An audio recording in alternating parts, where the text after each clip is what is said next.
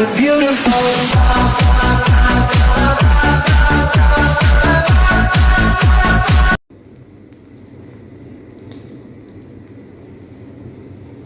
Ito yung yung charcoal. Ginagamit ko sa kagaya niyan, pagkatapos magluto, 'di ba, maamoy yung kusina. Ayan, tapos lalagyan mo yan ng pag naluto yung charcoal, baltarin natin. Kasi kailangan maluto yung charcoal. Tapos ito yung pabango siya, yung para matanggal ba yung amoy ng kusina dahil nagluto kayo ng manok, tapos naggisa-gisa. Syempre yung amoy nun may iwas sa kusina. Kaya ito na lang ang gawin ko para matanggal ba yung amoy ng sibuyas, yung mga ganito. Ito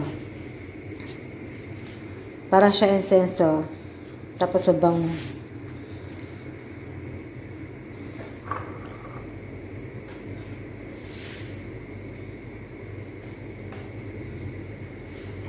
Ayan, lalagay ko na dito.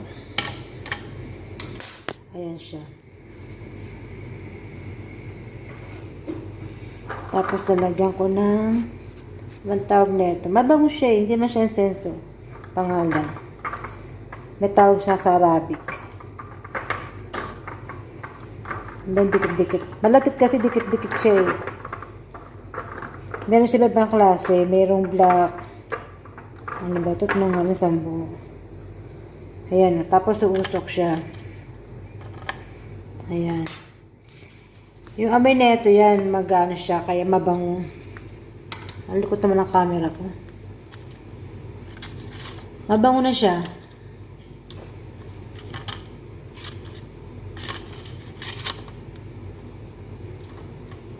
Parang kagaya rin sa atin, pag hapon, nagpapausok din sila.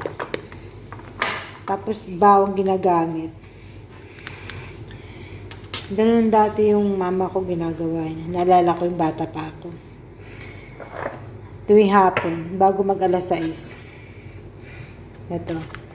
Mawala ni amoy ng sibuyas na pinaggisa-gisa-gisa ko kanina. Babango yung buong kusina.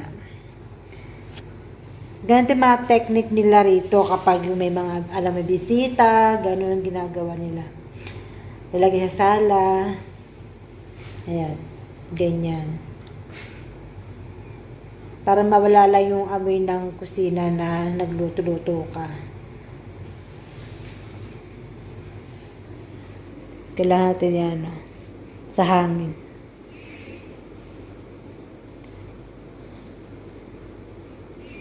Nakapaghugas na rin ako. Hinugas ako rin kayo ng mga ginamit ko.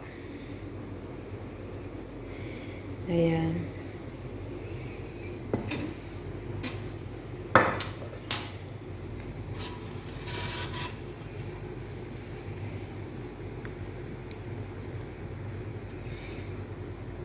Mamaya ay mabango ng kusina.